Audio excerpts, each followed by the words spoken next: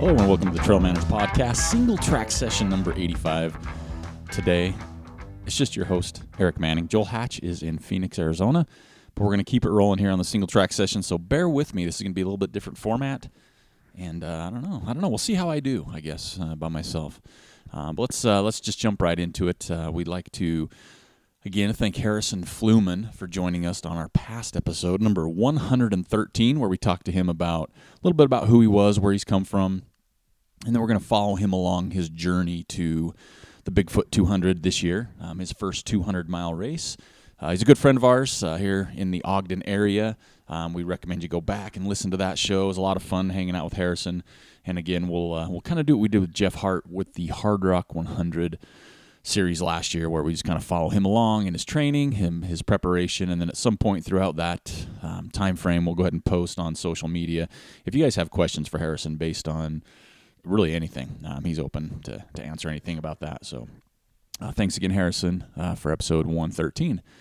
This weekend, Joel's in Phoenix, and I am fortunate enough to be headed down to Zion, Utah. I won't be running the Zion races.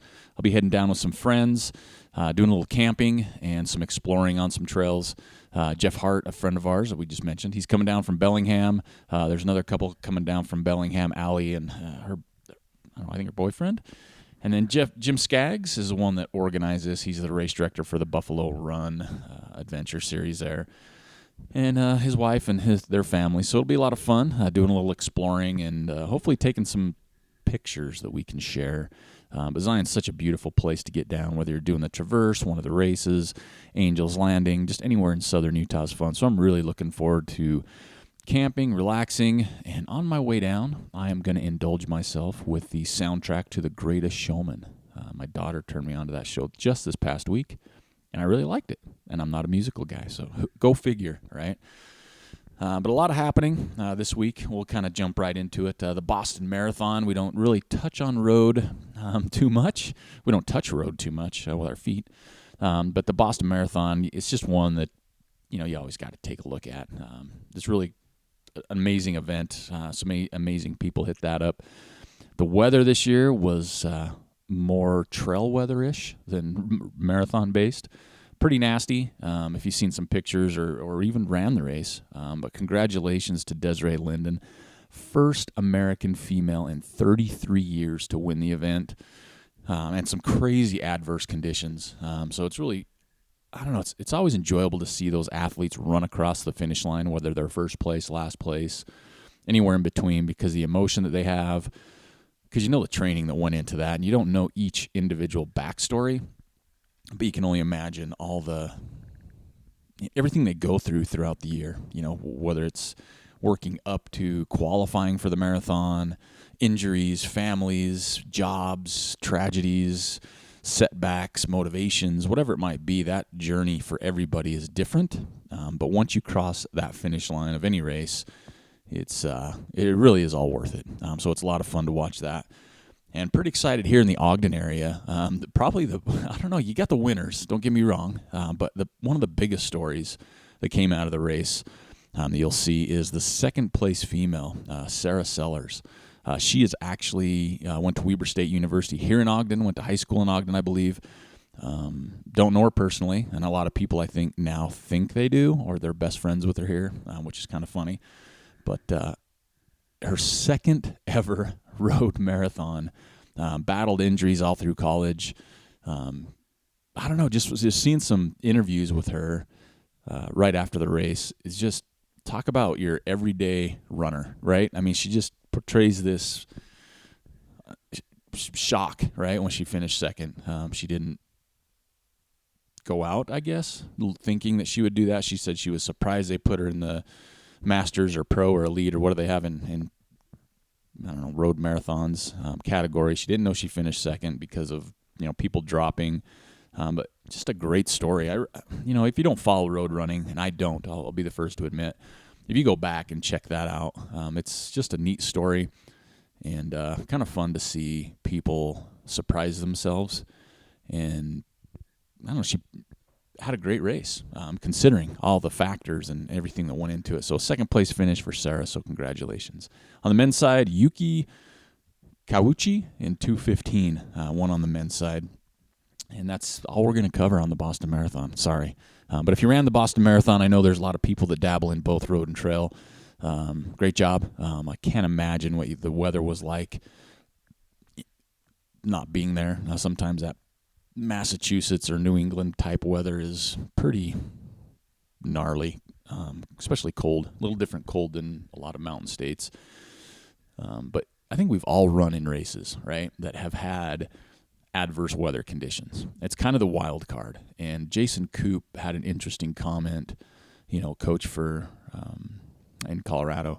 And he's like, you train a lot. Don't just train on bluebird days, right? I know a lot of people look at the weather and they're like, I'm not going to run today. It's cold, it's raining, it's snowing, it's, whatever it might be outside, and you just don't train. You're waiting for a better day to enjoy yourself. I think trail runners are a little bit different in that aspect, where trail runners will kind of get out in anything. I think they enjoy the adverse conditions a lot, some more than others, obviously. But it was just interesting because I never really thought about that, which I guess when I look back on it was kind of silly on my part, but I've done that. I run with Joel a lot, or people, and we've been out in blizzards, snowstorms, times we may have been better off sitting home having a cup of coffee. But I think it makes a lot of sense is you train for a race, right? So if it's a mountainous 100, you're working on elevation. If it's a flat 100 or flatter 50 or flatter race, you're looking for leg turnover and speed and things like that. But I don't know how many people out there honestly can say, yeah, it was a really bad rain, so I went out and ran in it, or a super windy, so I went out and ran in it. Because let's face it, you can't control the weather of pretty much all the variables. That's the biggest one. And training in those conditions, it's not like your body's going to say, oh, I've done this before, it's super easy, but your body, mentally, I think you're like, hey, I've done this, right? It's not my first rodeo. So it's good train for thought, right? Especially this shoulder season we're in right now, especially in the mountain areas where we get snow one day and 70 the next day. Go out on those snow days because you never know. Higher elevation races, you never know what you're going to get into. And let's face it, Mother Nature's kind of bipolar right now, so you got to train in whatever you can get your hands on. So, also this past weekend was the Lake Sonoma 50, which was the last, I believe, golden ticket race for the Western States 100. The women's side, Keely Henninger, won in 7:13, but she turned down the golden ticket because she's already scheduled to do a different race or wanted a different race, and I don't believe it's here in the U.S. And so second place and third place, I think, accepted the tickets. Taylor Nowlin, 7:44, and within a minute of her is Camelia Mayfield, 7:45, and I think both of those ladies accepted their golden ticket.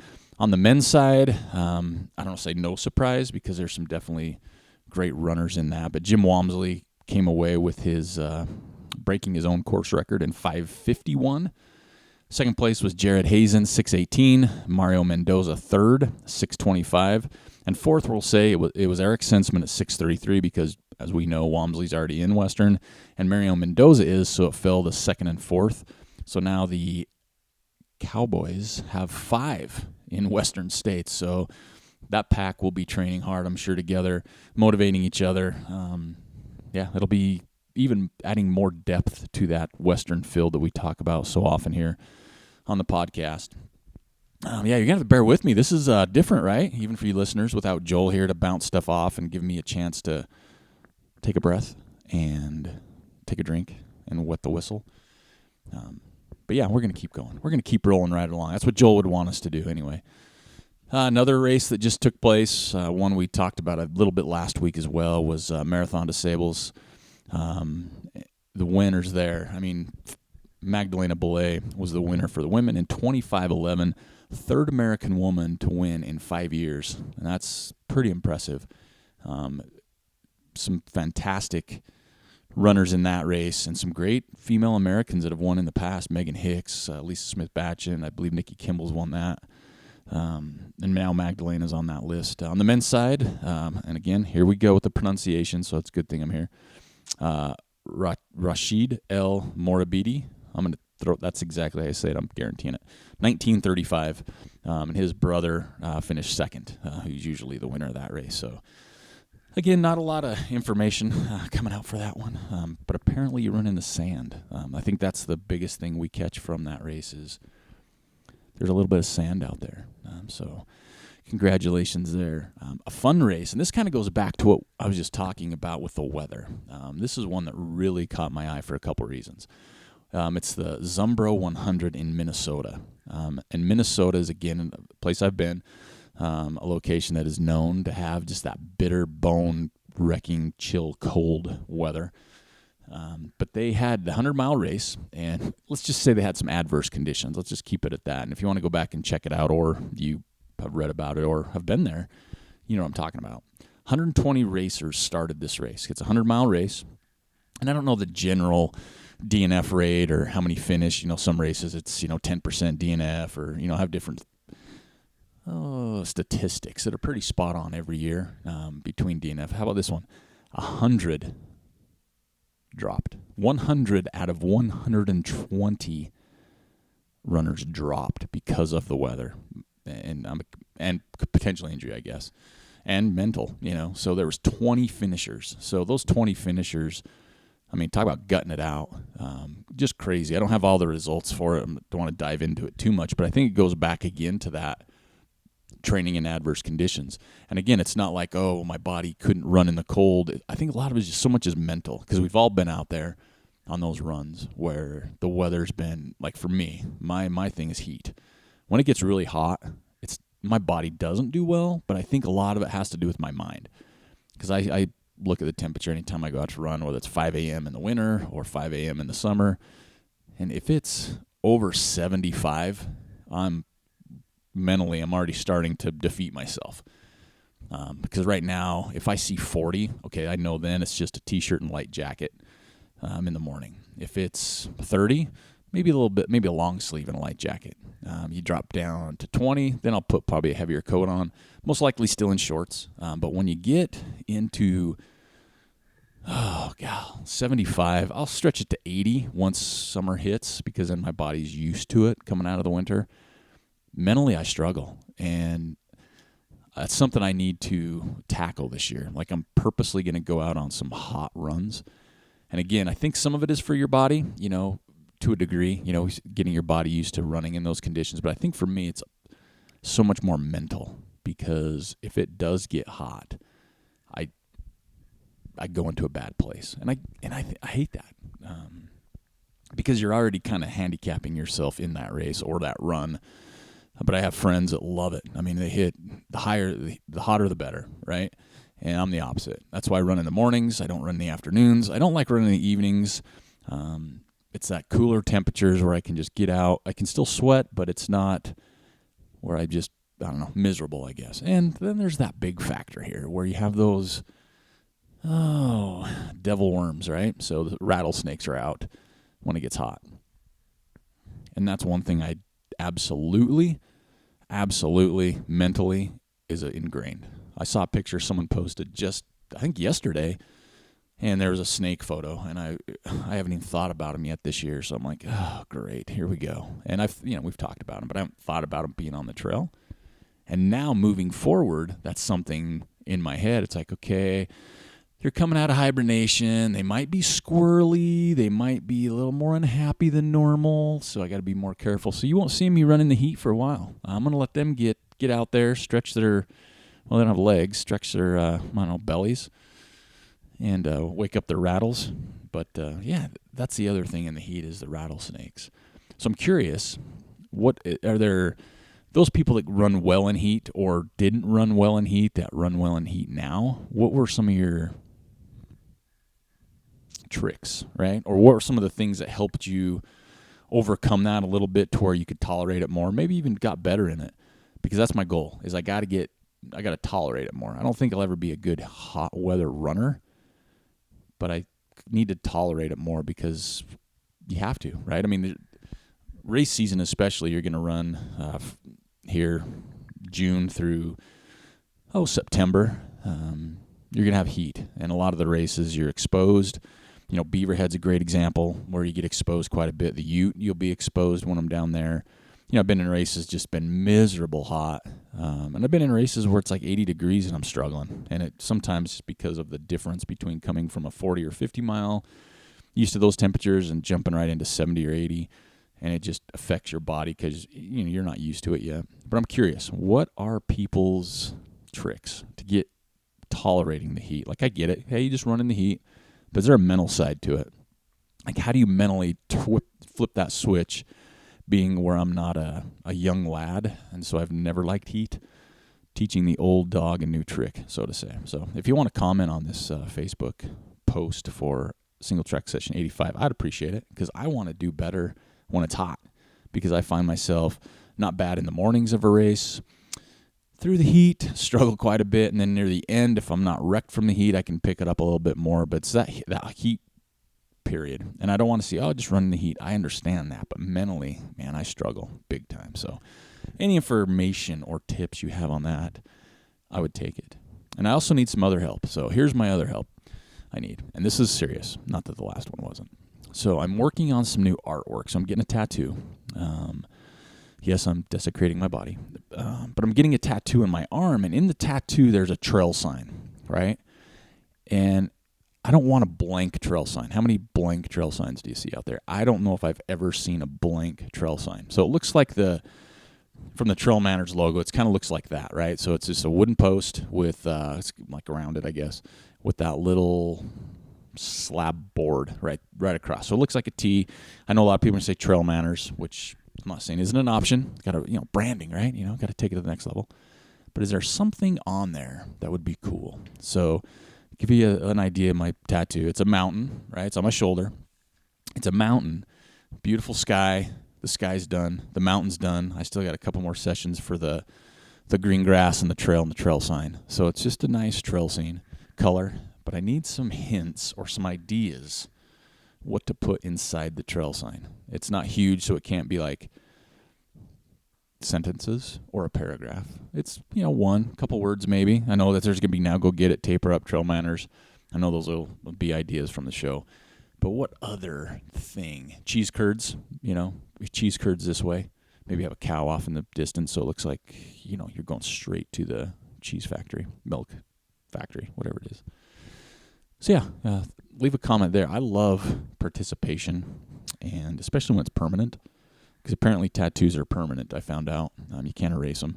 So anything that you have idea-wise that would help me decide, I would greatly appreciate it.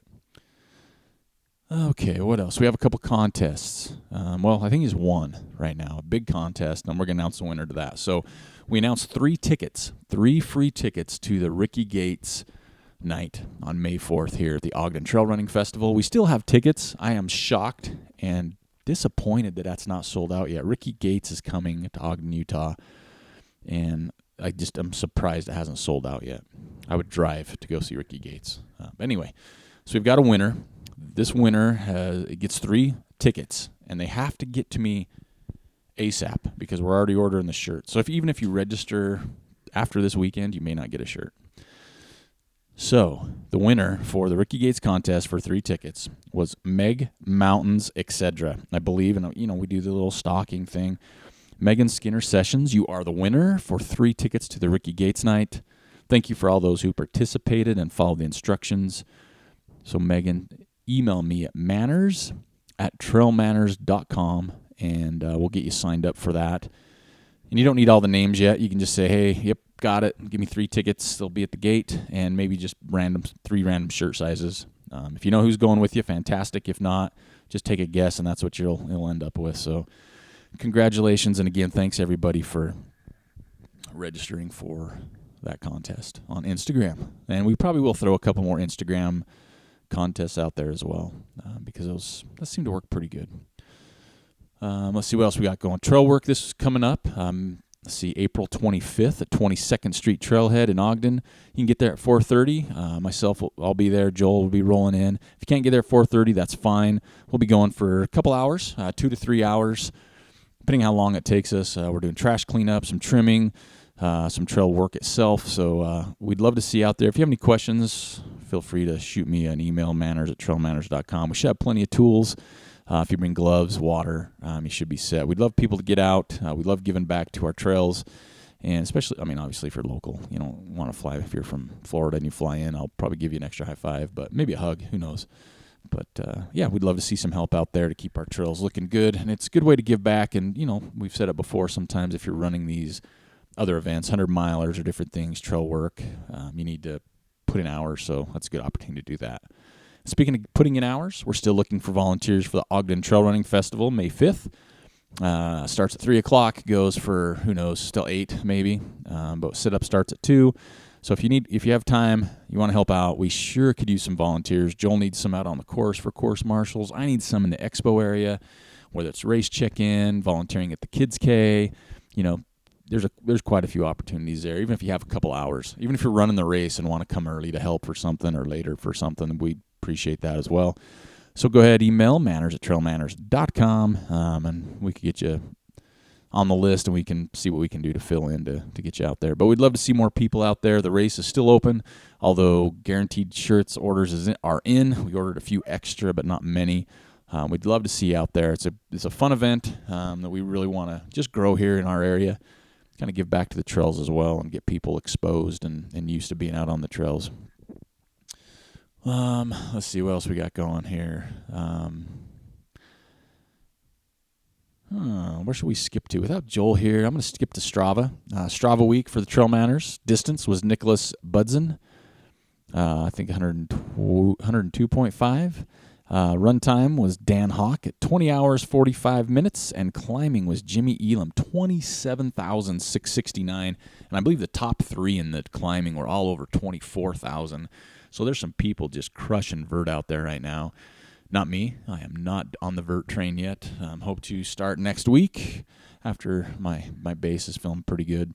Because Operations Svelte hit a little bit of a speed bump, but we're still on course and still just ready to rock that out. But yeah, we hit a little bit of speed bump on Operations Svelte 2018.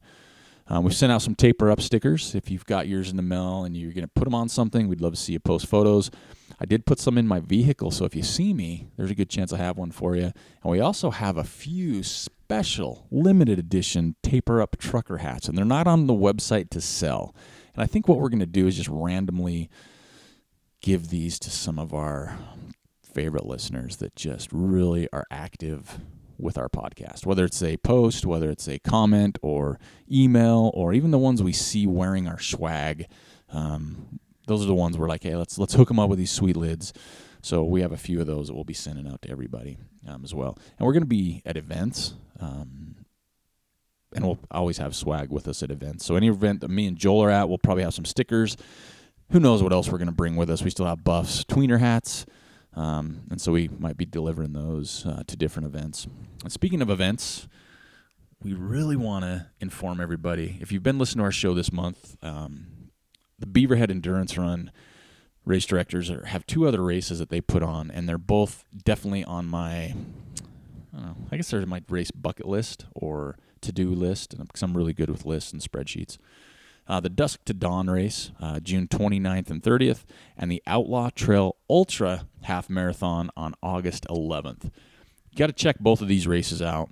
Again, anytime you have a race put on by top shelf race directors, right? You just know, hey, that's going to be dialed in. And the Beaverhead Endurance Run race directors and their team, firsthand knowledge of this, and I didn't experience it all because, I didn't make it, but man, they do such an amazing job. With everything, they really do an amazing job. And I'm noticing this more with some race directors, guys at Palisades, although the race hasn't been put on yet, the guys up there for the Putts race, I don't know if I've seen, when the last time I've seen race directors so involved, right?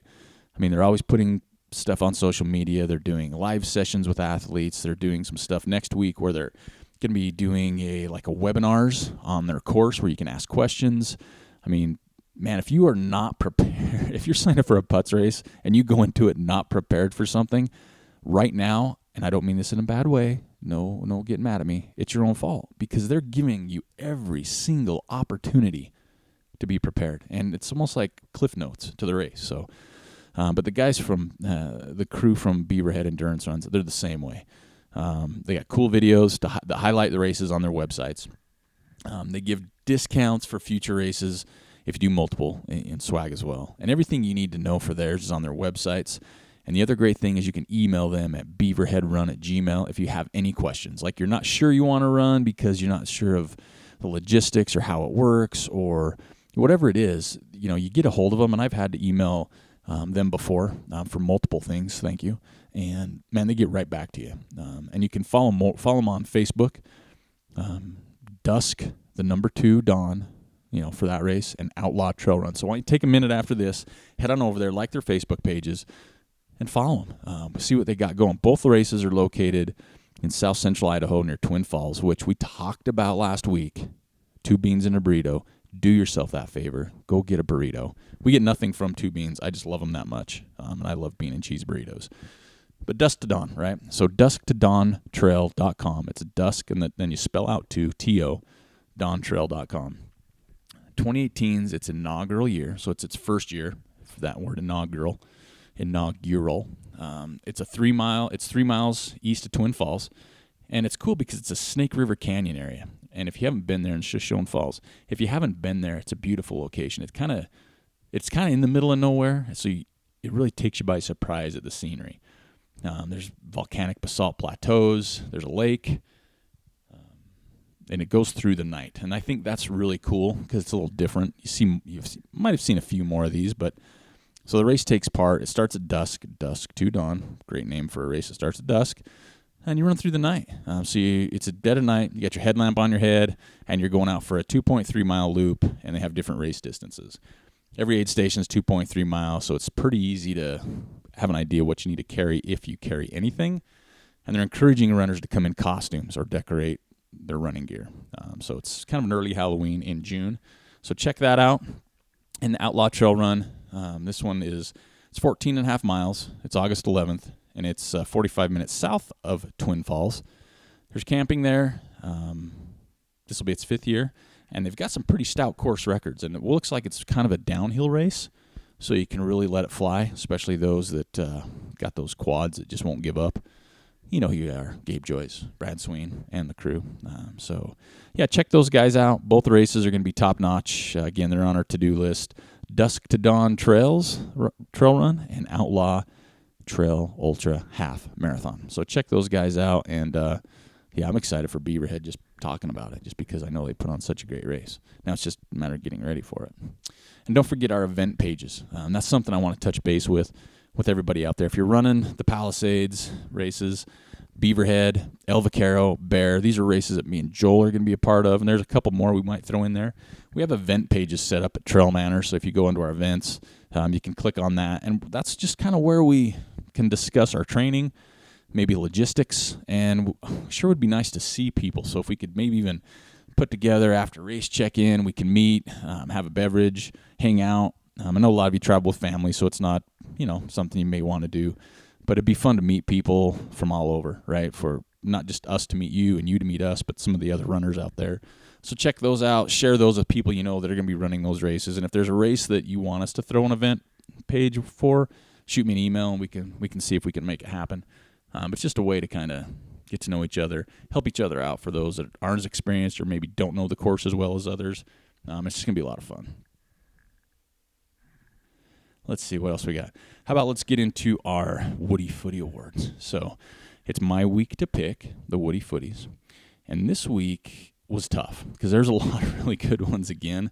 Some past winners had some killer ones. And I want to say past winners, thank you so much for continuing to post, because I know we always say, oh, you won once before. But here's what I'm going to do. If there's some past winners that post stuff that should be winners now, like that would have won if they weren't, I'm going to send you something, because you're putting in the work, you're posting, you're showing us these beautiful spots. So we're going to send you out, maybe not obviously the same hat, but I'm going to send you something, because that's super cool, and we appreciate it to see all these cool photos. But this week's winner was really cool because I'm a huge swag guy, right? Like TrailManners means a lot to me, and it always has. And so to see people wear the gear, you may not think you may like the gear, okay, which I hope you do. But when I see TrailManners gear, I get a sense of pride, right? Because we put a lot of time and effort into the podcast. the website, the races, everything we do, and to see it out in the wild is really cool. So you get this little sense of pride. It's not where we're arrogant with it or anything, but it's cool, right? It's like, oh my gosh, that's so cool that someone wears that. And so for me, it's really cool to see where the swag and where the hats and the buffs and the shirts and the sweatshirts and all our stuff, pint glasses, to see where they travel, right? Because I know as a trail runners, we travel quite a bit. This week's winner took a cool photo because they were in Estonia, right? Estonia. That's not like next to Nebraska or anything. That's somewhere else, right? So Amy Pett, you were the winner for this week's WDYFTY. It was a cool photo because it's on a trail, got some cool trees, but it's like this up front. It's like, here's my TrailManners swag in another country. So, I mean, we're super global because our swag's hitting these other countries. And I know I've seen some stuff before. I've seen a growler over in Kabul, I believe. So if you're traveling to different places and cool locations, take your swag with you, or buy some swag. It's super cheap right now. There's only a couple shirts left, but I don't know. It's just really cool. Like I said, this podcast means a lot to me and Joel. What we do with the website, our trail events, our get-togethers, trail works. We take pride in what we do, and so to see stuff in other countries or down the street, we love it. So when you're at races, anything else, we love to see TrailManners swag. It's really cool, and thank you all for been purchasing it over the last few years and to still wear it proudly. So, and we're always taking ideas for new swag. We're a little low on the swag department because that stuff costs, like we pay for it up front. But if there's something you want to see, and it would be really neat too, is if you're specific, right? Because here's the one I want. I want the ladies out there, we get requests for tank tops, which I absolutely agree with, right? But I don't know what a good tank top is, right? I don't wear tank tops. I might wear a few this year, but like a ladies tank top, I haven't worn a ladies tank top in days. So I'm not really sure what style. So if you're looking for stuff, and I'll use that as an example. So you're one of the ladies out there, and you're like, man, it'd be cool if TrailManners had some tanks. Well, say manners@trailmanners.com. Subject line, swag idea, comments. Hey guys, love the show. No, you don't have to put that. Looking for some tank tops. This is a cool brand, or this is a cool material, or something like that. So we know what we're looking for, because we don't want to buy tank tops and everybody go, who's going to wear that, right? Same thing with men. If you want a cool, tube top, something like that, let us know the style, like Cyndi Lauper tube top, whatever it might be.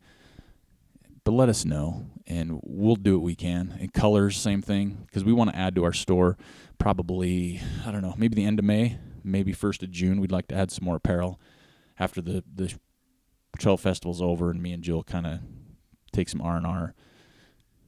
But give us some ideas. We have hats. We have buffs in there already, so that won't be on there. We'd love to sell the last 3 hoodies, which are on sale. But that helps. But yeah, if you have ideas, let us know what they are.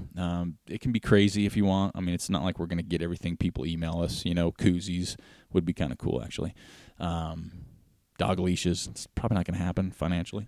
But yeah, give us ideas, especially specifics, because that's always a huge factor. Let's see. Here we go. All right. WDYFTYs. So Amy Pett, you win.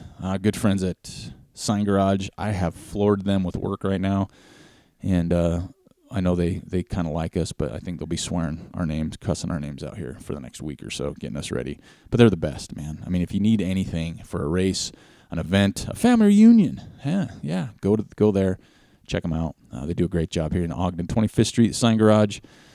Tell Elizabeth and Nate that TrailManners sent you, as long as you're nice to them. If you're not nice to them, don't tell them we sent you.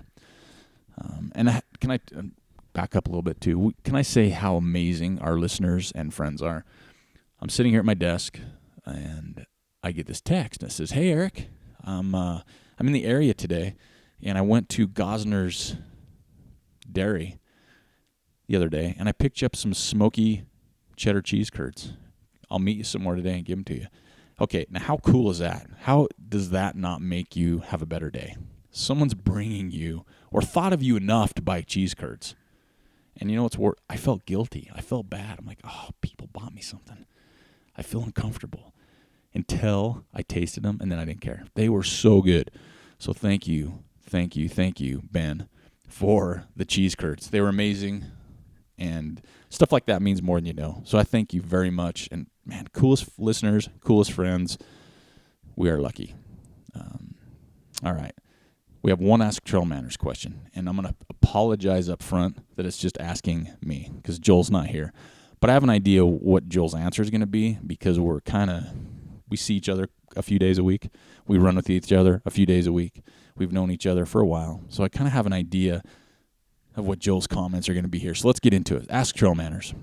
Your race day is coming up. What pack/waist belt/handheld are you using, or are you going naked? Thank you. Well, I can't speak for Joel on the first part. Naked. I would never do that to other people. Never. I shower with a shirt on. It's just not proper. So I'm very not a naked runner. Not confident enough. Joel, I can't speak for Joel. I don't think he'd run naked. What else he does naked is up to him, and maybe I should let him address that. But, yeah, I think the answer for this is, I'm going to say simple, but it depends on the race. Okay, so race day is coming up. What am I running? Am I doing a 25K, a 50K, 50-mile, 100-mile? That's the first thing. Because if I'm running a shorter distance race and I have aid stations close together, I'll probably wear a waist belt. I don't do a lot with handhelds. I feel more comfortable not running with handhelds. Joel uses handhelds. I'll use them, especially in training runs sometimes, but I've got two bad shoulders, and I know it sounds wimpy, but when I carry that extra weight in one hand, it kind of feels funky, and so I'll switch back and forth, but I don't use a lot of handhelds. I'll use handhelds, say, it's a 100-mile race, 50-mile race, and there's a little more distance between aid stations. That'll be an extra source of water because I don't use, what are those called, bladders. That's all I use religiously forever, but I've gone away from using bladders, and the two reasons. One is the weight, and they're hot when they sit on your back. It just seems like I get hotter right down the back especially, and the biggest reason, I never know how much I drink. And that has always been a problem. When I used bladders, I'd cramp up, over drink. I just had more issues, and there was more to think about and more to stress about.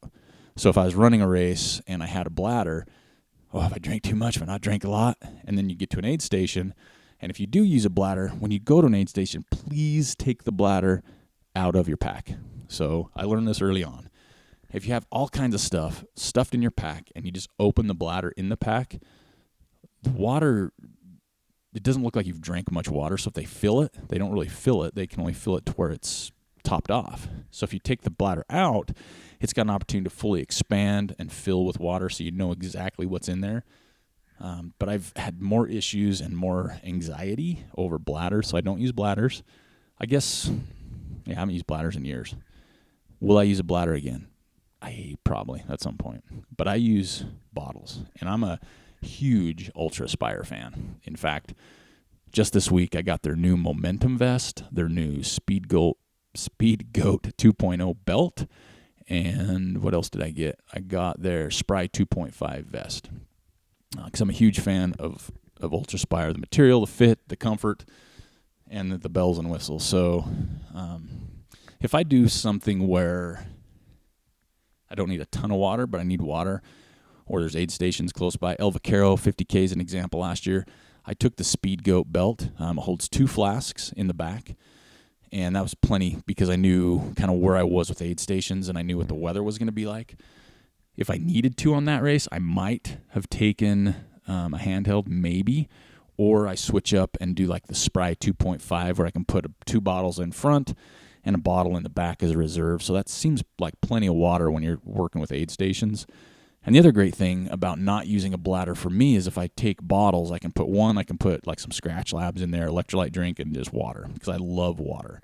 But I also like, electrolyte drinks and the flavor of it as well sometimes. So it just, to me, when you carry bottles, whether it's in a belt or a vest, you're just more versatile. I mean, you have more options than just having a big bladder and then maybe a bottle of, your, powder scratch drink or whatever you carry.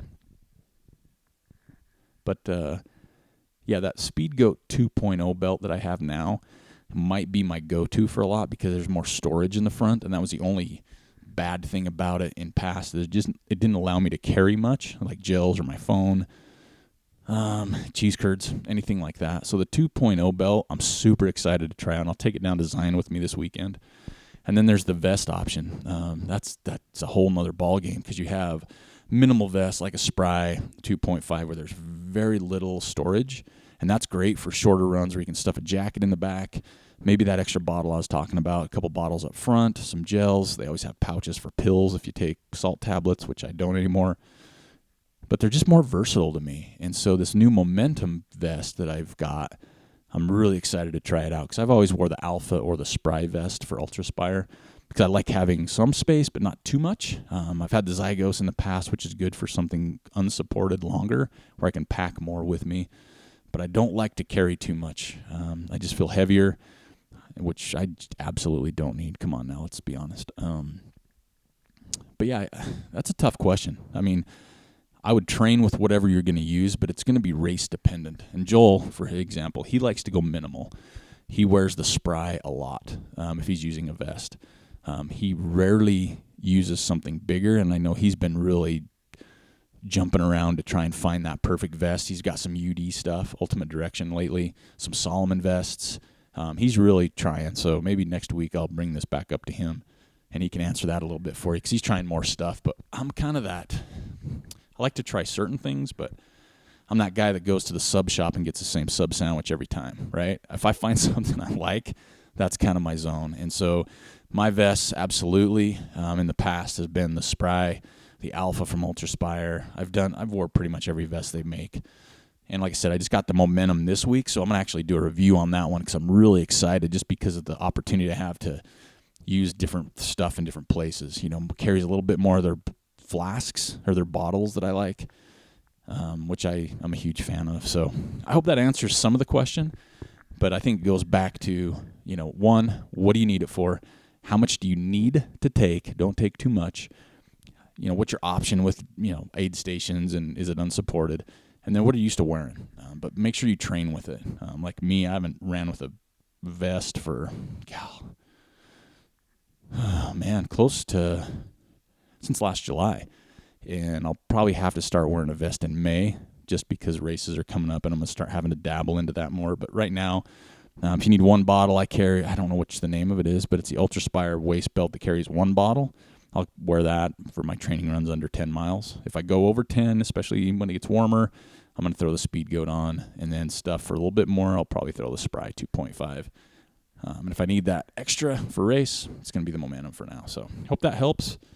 I know I was long-winded, and I apologize, but I'm trying to be detailed so you get all the answers you need. But we'll leave this here, and we'll have Joel address this next week because he might have some other ideas, opinions, and I hope I got a few of his on there for him. But yeah, that's pretty much it for this week. I absolutely apologize. You had to listen to me the whole time, and there wasn't Joel, and I get long-winded. But thanks for listening. We want to keep pumping them out. This is Singletrack Session 85. Again, any questions, comments, concerns, anything at all, please email manners@trailmanners.com. We'll get right back to you. And, we look forward to you guys listening to the show, and keep those pictures on Woody Footies and the videos on Tui Woolies coming. This is Aric, Singletrack Session 85, and I'm out.